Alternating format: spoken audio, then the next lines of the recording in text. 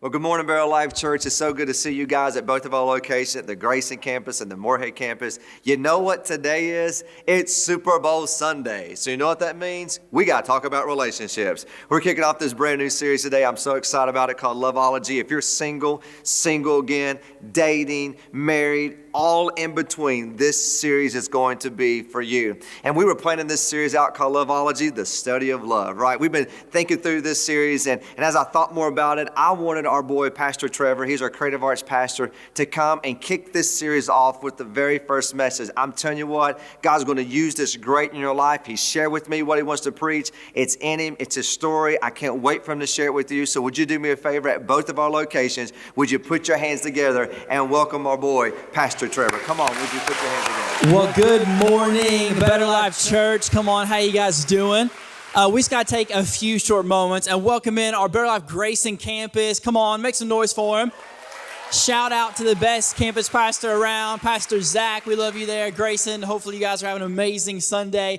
But as Pastor said, we're kicking off a relationship series today. Let's go. Who's excited about that? We like to talk about relationships. It's fun. And so we're talking about sex, relationships, dating, singleness, anything kind of in between that. What does the Bible say about that? What does God say about that? How does that apply to our lives today? And I'm super honored to have the opportunity to speak with you guys this morning. Pastor Daniel's actually preaching in Corbin, Kentucky today. And we have the best pastor in the world, do we not? Come on. He's amazing. We love him so much. And so make sure you're praying for him. We believe God's going to do great things in Corbin with him down there. And so I get the opportunity to share with you guys this morning. And like Pastor said, my name is Trevor. I'm the creative pastor here at Better Life Church. And I get to work with our amazing worship team and creative team, production team, all those volunteers. And there's a little room right across the wall over there where some people sit in this place we call video control. And they're the ones that are responsible for all the screens, all the stream that's going to Grace and everything like that. So can you just give the biggest applause for those team members? Right? They serve every Sunday, and we're so thankful for what they do. So video control, you guys are amazing. Thanks for hanging out and serving us this morning. But my name is Trevor, like I was saying, and I'm going to talk about singleness this morning, right? Oh boy, oh fun. That sounds so great. But hopefully if you're here this morning, maybe you're dating or you're married, hang in there because I promise today's message is going to apply to you as well. I'm actually not single. I'm married. Hello. Yeah. And so I'm married now. I'm going on 2 years coming up this summer. But I went through a season of singleness for a little bit. I'm going to kind of talk a little about my story through that. But I'm married to literally the best, most amazing woman in the world. Hallie's my wife. And we have a picture from our wedding I'm going to throw up there. I'm married up, gentlemen. I'm married up. It's true. I know. But there is one more picture from the wedding I have to show because it's one of my favorite photos from our wedding. So it's not the next one up, right? Yes. Literally, I don't know who was more excited for our wedding, my wife or Pastor Daniel. I don't know. It's a toss-up. But yeah, that picture is so good. But she is the best, and she's amazing. She's hanging out here towards the front in service. She was hanging out with kids serving in their last service. But I am married now, but I went through a time in my life where I was single, and I feel like this is every single person's story, right? Like everyone around me was getting married or engaged or in a serious dating relationship, and it was just what's going on? And maybe you're here this morning and you've had one of those times in your life, or you're in one of those times right now where you're single and you're walking through that area of life. Maybe you're single again. I'm just going to share a little bit of my story, a little bit of the Bible, and how I think it can apply to our lives. Now, Pastor wanted me to preach on this subject, and this is not to be like, hey, look at me or whatever, but fun fact, fellas, if you're in the house, you're fellas, I did wait, and you know what I mean by that, right? I did wait for marriage, for all of those elements, if you get what I'm saying. I'm so glad I did. Also, the only girl I ever told I love you to was my wife. And that's just a decision I made back in probably high school, freshman year, something like that. I don't know. For me, I just wanted, when I said that to someone, I wanted it to be the person that I genuinely meant that towards, that I wanted to spend the rest of my life with. And so I have walked through this a little bit, right? I do understand what it is to be. Now, some of you've been single for way more years than I have. And I want to say you are amazing and you are awesome and you don't hear this enough. And I hope today is just an amazing encouragement to you just to stay faithful where you are. And I believe God's going to bring that person for you. But today's message is just to help you in this season and time that you're in. But I want to go ahead and give 5 myths of singles before I start, right? And the single people, if you're in the house this morning, you better be really loud when I say some of these because you're going to agree with them. So the first myth of singles is that they are immature, right? Any single people ever heard that before? Oh my goodness, right? It's so not true. It's completely not true. The reason people are single is because they're immature and they need to work on, all this stuff, yada, yada, yada. I know a lot of really immature married people, okay? I'm just going to say that, like really immature married people, especially dating people. And so just because someone's single, especially later in life, that does not mean that they're immature. Most of the single people I know, especially later in life, are extremely mature people. Like they are ballers. They're amazing. They're probably your boss. No, I'm just kidding, right? But they're awesome. And so the second myth of singleness is, or singles, is that they need to be fixed, right? I think sometimes as married people, we think it's our responsibility to fix everyone who's single and hook them up with somebody and play Cupid. But single people they don't need to be fixed, right? They just need somebody to like love on them, to care for them, to be a friend, to hang out with them. Just, you know what I'm saying? Like what we all need. So single people don't need to be fixed. Like I think sometimes we think we have to do that, but kind of push that to the side. Understand they're just like anybody else. They're just in a different season of life than you are right now. Third one is that they don't know how to have a good relationship, okay? This is a complete lie. It's not true. Just because someone's single doesn't mean they don't know how to have a good relationship. And what's funny is most of the people I know that are single actually know how to have a good relationship, and that's why they're not in a bad one, right? That's why they're single. It makes sense. And statistically speaking, guys, like, divorce rates are around 50%, something like that. So even us married people don't really know how to have good relationships, okay? And so that's kind of part of the problem. That's what we're going to be talking about a little bit today. Fourth one, man, this is the one that I used to get so much. This was the one I always heard, was that single people are too picky, right? Anybody got that one before? Oh, I know. Come on. Now, Jacob, he's our student pastor, and he was the best man in our wedding. In his best man speech, he said the greatest quote of all time, right? He said, "Trevor's not picky, he's focused." And I was like, let's give up a love offering for that man, right? It was amazing. Like he said that and I was like, yes, that's so true. See, single people aren't picky. I think a lot of single people I know just really know what they're looking for. And so they know what they're going to say yes to, so they know what they need to say no to. And that's a principle that Pastor Daniel teaches us all the time, right? It's not that they're picky. It's not that they're too picky, all that stuff we talk about. I think they're just really focused and they know what they're looking for and they don't want to settle for less, which brings me to my last one, is that singles, they have too high of standards, right? Like that's such a terrible thing to have high standards in life. I don't know where that comes from. But like I'm kind of a little bit of a health nut-ish somewhat, And so I think it's so funny how we rag on people for like having like high standards for different things. Like, oh, he eats healthy, let's make fun of him. I'm like, isn't that a good thing? I don't know. Like I don't understand it, right? But sometimes single people get a bad rap that they have too high of standards or they're too picky. I don't think that's it at all. And if you're here this morning and you are single, I want to say if you hear that stuff, I'm sorry, right? Like, I'm so sorry you hear that stuff. I heard it too. And it's just so not true. That is not who you are. That has nothing to do with you. Singleness is not an identity, okay? It's a season of life, all right? And notice I keep saying season. Because the reality is, singleness is a lot more about a season of waiting on God than it really is about anything to do with like relationships. And that's something we can all relate to. So no matter if you're married in here, you're dating, you're single, you're a grandparent, you're in middle school, like I don't know where you are, but the reality is there's going to come a time in life when you have to learn to wait on God. And what do you do in that time?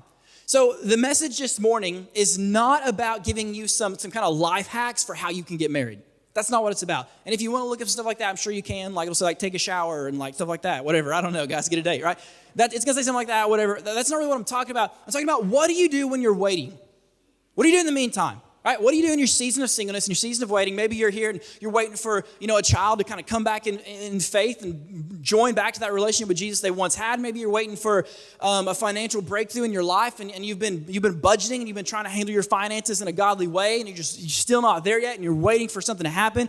Maybe you're waiting on that promotion at work. You're waiting for that job offer. You're waiting for, you're in college student, waiting for to get accepted into that school. I don't know where you are, but we all have to wait on God at times. And the reality is I think there's a way that we can wait. Ecclesiastes chapter 3 verse 1 says, "For everything there is a season." There's a time for every activity under the sun, right? For everything there's a season. Where's my fall people at? You guys are crazy people. Fall people in the house, anybody? Everybody's like, don't address me. I'm the pumpkin spice latte fanatic, right? Those are the people that love pumpkin spice lattes. Okay, my sister is one of these people. I walked over to her house one day and she had 4 bags of pumpkin spice Starbucks coffee in her drawer. Like who drinks 4 bags of coffee at one moment of time, right? That is craziness. But everybody's there's seasons of life. Some people are summer, some are winter, some are fall, some are spring. Everybody's kind of different. But your spiritual life is going to have seasons too, right? There's going to be these different seasons God's going to take you through. He's going to lead you through from one to the next. And so we're going to talk about what we do in the meantime. And I want to jump into a story about Jesus from the Gospel of Luke. It's in the 7th chapter. And it's about a widow who's now lost her only son. Her son has died. And Jesus enters into the scene. He actually brings this dead boy back to life. Now, this story really doesn't have anything to do with singleness, like technically speaking, okay? So technically speaking, this story is really this amazing illustration of the gospel. Now, Jesus can step into our lives when we're kind of dead in our sin, right? And he can resurrect us out of that. It doesn't matter how much baggage you have, what you've done, what you've gone through, what you've been through. Like Jesus walks up, Jesus makes dead things come alive. He makes dirty things clean. He's not worried, he's not afraid of that, okay? And so he walks up to the coffin of the dead boy. He brings the boy back to life. And it's this amazing depiction of what God does in our lives by raising us out of our sin into life in Christ. But there's also an amazing illustration for how to handle your season of singleness in this story. And I was reading it one day and it just really jumped out to me. And that's what I want to share with you. So if you're ready to go, say, let's go. Here we go. Here's so loud. That's awesome. Soon afterward, Jesus went with his disciples to the village of Nain. Everybody say Nain. A large crowd followed him. A funeral procession was coming out as he approached the village gate. The young man who had died was the widow's only son, and a large crowd from the village was with her. When the Lord saw her, his heart overflowed with compassion. Don't cry, he said. Then he walked over to the coffin and he touched it, and the bearers stopped. Young man, he said, I tell you, get up. Then the dead boy sat up and began to talk, and Jesus gave him back to his mother. We don't know what this guy said, but that was probably crazy to hear. I don't know what he said, but whatever. So great fear swept over the crowd. They praised God, saying, a mighty prophet has risen among us, and God has visited his people today. And the news about Jesus spread throughout Judea and the surrounding countryside. The first point, if you're taking notes, and I hope you do, is that there's a strength and a struggle to every season, right? There's a strength and a struggle to every season. And sometimes it's really hard to see the strength of the seasons we're in life, but the reality is there's almost always a strength and there's almost always a struggle. So it's a little bit of background of this tory in the Bible. This town's called Nain, right? We all just said that together. Now, Nain is only mentioned one time in the Bible, and it's this story right here. And Nain actually means beautiful. It represents beautiful. And so we see that Jesus is approaching a place called beautiful, but we see a scene that's not so beautiful, right? We see that there's this funeral procession coming out of Nain. Now, a funeral in this time period was a really, really big ordeal. There was all of these customs that they had to go through, and like all these people would show up. And so at this time period, they would take the dead and they would bury them outside of the city, past the city walls, right, out in tombs. And that's where we find that this boy, they're taking him outside of the city, past the city walls, to go out and bury him in tombs. And that makes sense just for health reasons and stuff like that and all that, right? But oftentimes they would even hire a professional mourner to come in with the family and mourn with the family, and the community would gather around and they would all walk out together, right? So there's this massive crowd of sorrow, okay, essentially walking out of Nain, this place called Beautiful. And then Jesus, with this more so joyful crowd, is walking into Nain, this place called Beautiful, and he'd been performing miracles, and the news about Jesus is beginning to spread throughout the area, right? And both of these things are beginning to collide. Because the reality is you can actually be in a place of beauty, but also a place of burden. And a lot of times in life, there can be a place of beauty that you're in, but you're still stuck with the burden, right? You're in that in-between of the strength and the struggle. Right? I think any good books like this, any movie is like this. We have scenes of a much larger story. We have chapters of a much larger story. And sometimes you're in a little bit of a chapter that's not so great, but a beautiful narrative in the end. You're in the scene of a movie that's kind of a difficult, heavy scene, but the movie is so beautiful and great in the end. What do you do when the blessing and the burden collide? So we see Jesus, the Son of God, who's destined to die, is now heading toward the son of the widow who is destined to live. The joyful crowd of Jesus colliding with the mournful crowd of the widow. Strength and struggle, blessing and burden. Your season of singleness and your season of waiting is going to be a season of blessing and burden, of strength and struggle. So what do you do when you find yourself there in life? What do you do if you're in that season of waiting and you're trying to figure out what to do? I got blessing and burden. I don't really know how this is all going to play out. What I want to ask you to do is simply find the strength of your season.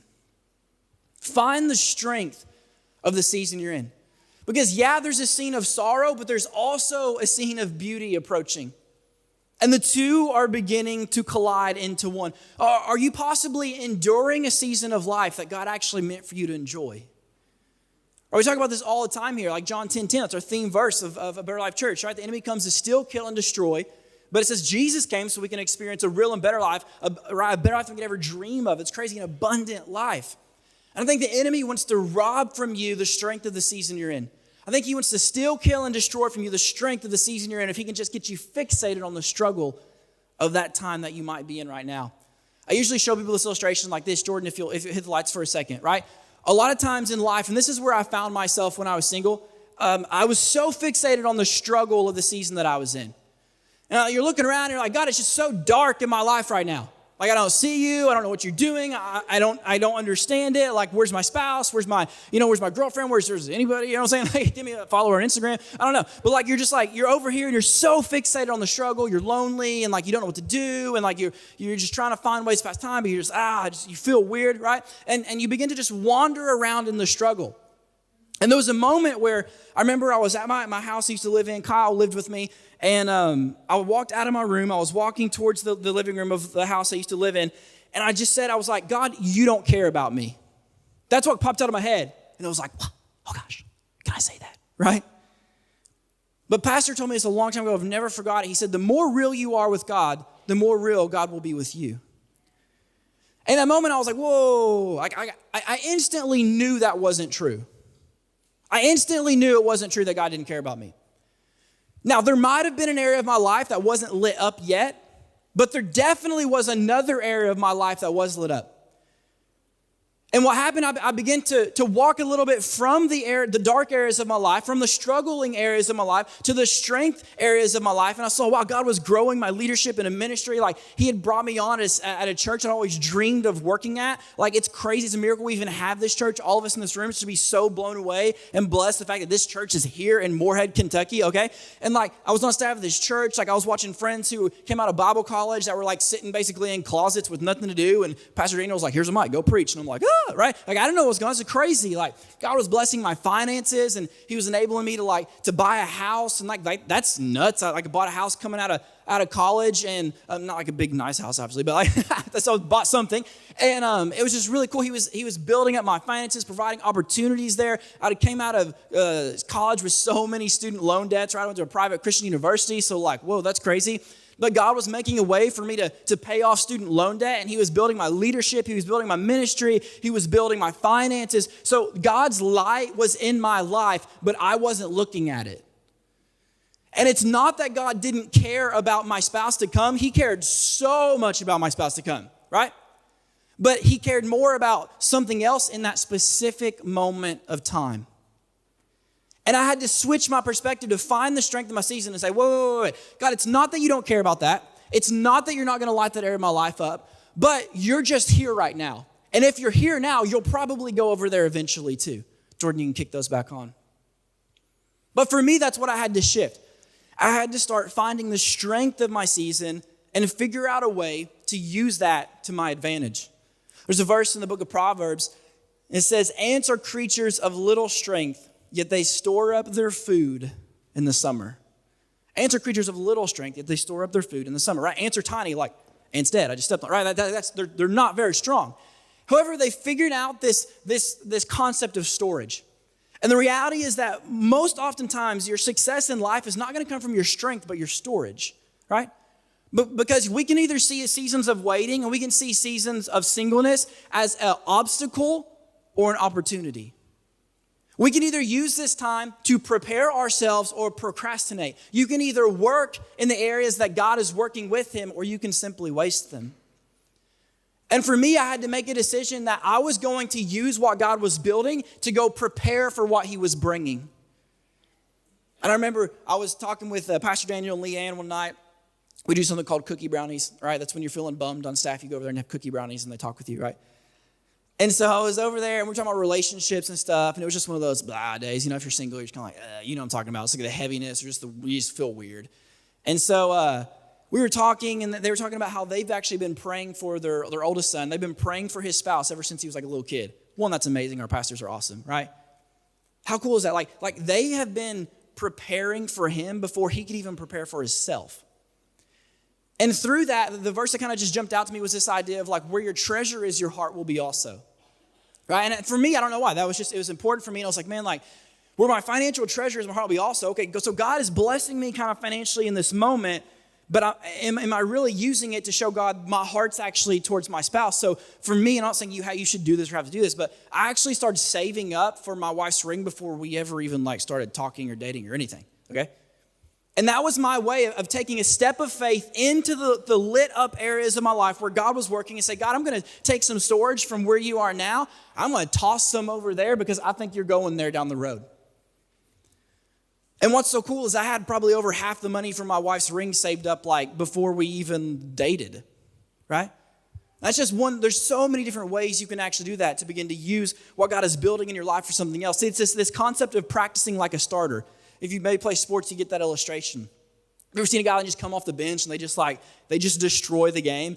It's that sixth man on the basketball team, right? That really is they're the missing piece that makes the team really what it is. But they figured out how to walk in, even though they're not in the starting lineup, but they practice like a starter every day. And when they step into the game, they are so prepared. Because we've all seen those guys that like they weren't starters and then they never practiced and they didn't really do anything. And then somebody gets hurt on the team and they throw them in the game and they're just terrible, right? And it's like, trade them, right? Nobody likes that guy, right? It's our year, Cincinnati Reds, let's go. It's our year, okay. Right? Maybe you're in one of those times in life where you have to start learning, how do I practice like a starter in this season? The question I often ask myself is, am I becoming the person I'm looking for is looking for? All right, don't miss that. I know that's a lot of words. Are you becoming the person you're looking for is looking for? We focus so much on finding the right person that we often forget to become the right person. And what God is giving you is an opportunity to actually become the right person. So when God hands you that thing down the road, you're really able to enjoy it and experience it to the fullest. See, I really don't think that the whole divorce rate's 50%, all stuff like that, right? Like, I just don't think we were very good at being single, and we just carry it with us into our marriages. And there's so much stuff over here we didn't really figure out and get ready. And you know what I'm saying? Like there's this huge opportunity we had, but we kind of miss it. And then we get married and now there's two people and we both maybe kind of missed some of that together. And now it's like, it's awkward and it's hard, right? But if you're single here today, how cool is that you have this ability to figure this stuff out, that when you walk into your marriage one day, you guys can be so much better off than you could have been. It's not that you have to do all these things to get a spouse, okay? That's not what it's about. That's not what it is. It's how to use the time that you have to build your future to come. All right, so what do your life disciplines look like? Are you really focusing on becoming the person you need to become? And honestly, every singleness sermon I've ever heard was that right there. Like that was it. That was the whole message, okay? And it's like, cool, that's great, that's awesome. I get that. Let's do those things. Let's become the right person. Let's use it as an opportunity. But what happens if you're doing all of those things and you're still single? Because that's where I found myself. And it was like, eventually you're like, okay, I'm doing all these things. I keep doing it. I still don't find my spouse. I don't know. Right? You're doing all this stuff. You're trying to become the right person. Like you're trying to watch your spiritual life, your physical life, your emotional life, your financial life. Like everything, you've got check boxes on all of the like areas you could be preparing yourself. And then you look up and you're still going, but I'm still single. Or maybe it's an area of your life you're in and you're really doing everything you could be doing and you're saying, but God still hasn't come yet. I'm still waiting. What do you do when that happens? For me, I was sitting in my house, the same one I was mentioning earlier, and I was on the couch one day. I was just feeling super, like just heavy and single and, you know what I'm saying, all that stuff. And I started binge listening to like relationship podcasts. That's a weird thing to say, but like, right, I was just like listening to like relationship podcasts after the other from a pastor I was following at the time. And a guy calls in, basically the same story as me. And it's like, this is crazy, right? He calls in, he's like, hey, I'm a young guy in ministry, Like, he's talking about he's doing all of these things, trying to prepare himself, working on himself. Like, I mean, just like to a T. And I'm like, yeah, that guy. Oh my gosh, did we just become best friends, right? And like, he's like saying all these things. He's going. And then the pastor of the podcast, he kind of pauses after the guy tells the story a little bit. And he goes, what if you're doing everything you need to do? I'm like, okay. He says, what if God's not waiting on you, but God's waiting on them? And I went, whoa. Because what the enemy wants to lie to you to believe, if you're here and you're single or if you're in a season of waiting, well, that there's something wrong with you, right? That's the lie so many of us believe, especially in our seasons of waiting and single. It's like, well, clearly there's something wrong with me, and that's why I haven't found someone yet. But what if it's not about you? What if it's just about the seasons of life and God lining up those seasons in a way that those seasons can now come together? Because somebody might be in winter and someone might be in fall and someone might be in winter and someone else in summer. And it's like, okay, God has to align these seasons together eventually to get them where they can come to be one. And for me, that really genuinely was like my story. Like, my wife actually became an intern on staff, and like we eventually started dating, and then before you know it, we get married. But God was arranging seasons together, and I simply just had to stay faithful. But what happened, what was so cool, was in that moment, my perspective began to flip a little bit, and I go, whoa, there's not something wrong with me. Okay, I'm doing what I'm supposed to be doing. Okay, I'm going to stay over here. I'm going to stay here. I'm going to keep focusing on the strength of my season. I'm going to keep preparing myself. I'm going to keep building myself. I'm going to stay faithful. I'm going to keep doing what I'm doing. And I just kept focusing on the strength of the season. But if you are there, the best advice I can give you is to simply trust God's timing. And I know that sounds so much like a Sunday school answer. And it's like, cop out. That's what I would have said if I was here in like a singleness sermon when I was single. I'd be like, cop out, give me a real answer, right? But you really do. You got to trust God's timing, and it's so hard to do. I'm a pastor, and it's so hard to trust God sometimes. Like, it genuinely is hard to trust God. And there's moments where you want to be like, God, I trust you, but I don't feel like I trust you, so I need you to make sure that I trust you and trust, and I'm saying it a lot, and I don't know, right? You get in those points, and it's just difficult, and it's hard. But what's so cool about the passage we read about Jesus in Luke 7 is the timing of Jesus. Sometimes I think we miss the timing of Jesus because it's never like on our timing. Okay, he's just not on our timing. I don't know why, but he's not. And if you study the passage a little bit more, you find out that Nain, this place called Beautiful, was about 25 miles from Capernaum, which is where Jesus was. Now, Capernaum is about a day's journey to Nain, okay? Now, at this time, they would bury their dead on the same day that they had died. So scholars believe that Jesus would have arrived into Nain, meets the funeral procession sometime the afternoon the boy had died. But don't miss, he was a day's journey away. And unlike a lot of different stories in the Gospels, no one told Jesus to come here. No one prompted him, say, hey, can you come heal this person? Hey, this is happening. This person's sick. Like, we see those moments where that happens and Jesus goes and he heals people. No one told Jesus to come here. Nain is only mentioned once in the entire Bible, and it's this story. Like, I don't really know why he went there. Like, this is the only story we have. The widow didn't call for him. A friend didn't call for him. He just simply shows up right before they get the boy into the tomb. And what that means is that Jesus was already on his way before he needed to be. And for some of you here this morning, that might be your story. Because for me, that was mine. I'm not saying it's everybody's story, but that was my story. Like, I was looking around. I didn't know where Jesus was. Like, when are you going to bring my spouse? When are you going to bring somebody? Like, I don't understand this. I don't get it. But he was on his way the entire time, setting it up, right? There's chapters in the much bigger book. There's scenes in the much bigger story. And I said to trust him. And now I can look back and be like, oh my gosh, it was amazing. Thank you so much. Like, right? Like, I understand it, and I see what I was doing, and he was aligning seasons. Like, I'm so glad, like, I waited for my wife I had because she's the most amazing person ever. And I think that can be a lot of your stories as well. And I think a lot of people that are here, your season of waiting or singleness, like, Jesus is probably already on his way, if we're being honest. It's just hard for us to hang in there until he gets there. I was trying to think, what does it look like to illustrate trust, right? That's so hard. Like, maybe it's too philosophical for me or something, but what does it look like to trust God? Kind of in an illustration or metaphor, right? And I came across this story by a guy named Charles Blondin. And he was a French tightroper and like an acrobat. He toured the United States back in like the 1800s. And at one point in time, one of his big theatrical feats, maybe the one he's best known for, I would say, is he tight-roped across Niagara Falls.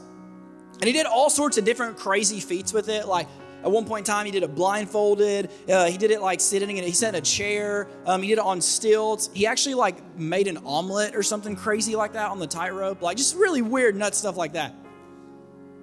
And people from all over came to watch this guy tightrope across Niagara Falls, obviously. Like that was kind of the whole point. So there's a big crowd there, and the story goes that Blondin actually came out with a wheelbarrow one day. And he gets in, he's, obviously hyping up the crowd. Like, do you believe I can do it? And I'm like, yeah. Obviously, they, wanted to see him do it and stuff like that. He'd be doing these crazy feats. And he picks up the wheelbarrow, and he starts walking across, right? Walking across the tightrope. And the story goes that he gets to the other side, though, where, like, some of the crowd is. And he goes, all right, who wants to jump in? And everybody's like, you good, man. You do you. You do you, boo-boo. You know what I'm saying? Like, everybody's like, no. And I'd have been like, I'm good, man. You talk me some of that omelet. I'll eat over here. You do your thing. But I think it's the difference between like believing in God and trusting in God. And guys, I've struggled with this so much. Like so much, okay? Like pastors, we're not exempt from that because it's hard. It really is. It's hard to just trust God. Okay, God, I'm just going to sit in this thing. Or I'm just going to sit down in it and let you carry me across this thing that I'm going through. Let you carry me across this thing I'm waiting on or this season in my life. And that's hard. But if you can somehow just sit down in it a little bit and say, you know what, I'm just going to sit in this for a second and I'm going to focus on the strength of the season I'm in. I'm going to say, God, I know you care about that, and I know eventually you're going to get there, so I'm just going to sit here with you, and I'm not going to waste my time. I'm going to work my time. I'm not going to procrastinate my time. I'm going to prepare my time. God, I'm going to use this so when I step into that time, I won't be one of the statistics. Right now, marriage is a quarter coin toss. Church, that's not acceptable. Single people here today, it's not acceptable. It's crazy. But if we can really focus on the strength, learn to trust Him, hop in that thing, just enjoy life. That's what I want to tell single people all the time is, hey, trust God, enjoy life. Because the enemy wants to rob every bit of the strength of the season you're in from you. He wants to rob every bit of it from you. Don't let him do it. Trust Him, hang on to Him, even when it's hard. And it's okay to tell Him that. It's okay to say, God, I don't know if I trust you right now. I want to trust you. Just help me trust you more. Help me focus on the strength of the season I'm in. For me, there's a verse that I had to just keep telling myself over and over and over again when I was single. And some of you have been single so much longer than me. Some of you are single again, and you're amazing. You are awesome. You don't get told that enough. I wish people would tell you that more. You stay faithful. You do what you're doing. You're doing your thing. Keep doing it. Just keep trusting God to bring that person. Because Psalms 20, verse 21 says, an inheritance obtained too early in life is not a blessing in the end. An inheritance obtained too early in life, in the end, right? It's not a blessing. And that's not because there's something wrong with you and you're not ready for it. It might not even be that your spouse isn't ready for it. It's that the seasons have not been aligned yet for that inheritance to be given. Because marriage and relationships and people that are a gift, right? People are the only thing that'll live forever. How cool is it that God gives you one of those people? That's really cool. So just stay faithful. Keep trusting Him. Focus on the strength of the season you're in. Because Jesus just might be on the way. So I want to go ahead. I'm going to pray. And if you're here this morning and maybe you've never given your life to Jesus, right? You've never jumped in the wheelbarrow of faith, right? If you're going to think of it like that. Around here at Better Life Church, we do this all the time. And I just want to ask you to pray with me. And we're just going to ask God to come into your life, right? You can surrender your life to Him. You can jump in that wheelbarrow for the first time. And then I'm going to wait. I'm going to pray for everybody that's single in a season of waiting. So let's pray. God, we thank you so much for the fact that you bring dead things back to life in our lives. God, and you can work good out of really bad situations, we know, if we can just learn to trust you and hang on to that. And for everyone that's listening that wants to give their life to you right now, I ask that they would pray with me. Jesus, I believe you came from heaven to earth to live a life I could never live on my own. That you paved a better way to experience life. Right now, I want to give my life to you. I want to surrender my life to you. I want you to be the Lord of my life, lead my thoughts, my actions, my decisions, every aspect of my life. Help me to experience the better life that's found in you from here on out. And I ask this in your name, in the name of Jesus. Amen. If that was you this morning, I want to encourage you. I'm going to pray right now, again, one more time. If that's you, go ahead and make your way out to the Next Steps area out there in the lobby. There's some amazing volunteers and our leaders and pastors are in there. They just want to set you up for success on your journey with Jesus. So make sure you please go out there and say hi for a few moments. But for everybody else, let's pray one more time, right? And it's just if you're here and you're single or you're in a season of waiting for whatever it may be in life, I just want to pray for you guys, right?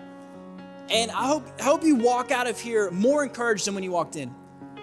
Don't let the enemy rob you of the joy God is giving you. Don't endure a season you could enjoy. Trust him, hop in that wheelbarrow, and keep focusing on the strength of the season. Let's pray. God, we thank you so much for the fact that you are a God who works good out of bad situations.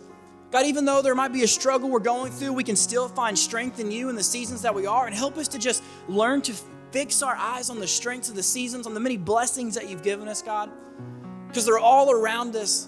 Help us to experience them, God. Help us just soak every ounce of your goodness out of life. Don't let us miss the moments by focusing on the struggle.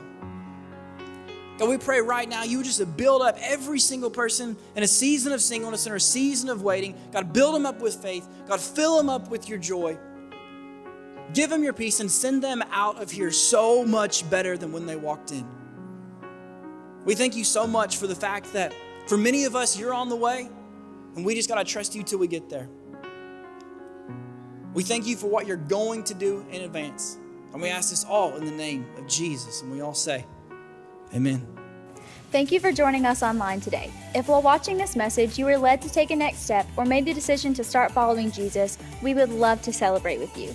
You can let us know on our website at betterlife.church/nextsteps. To stay connected throughout the week, download the Better Life app, available on any major platform.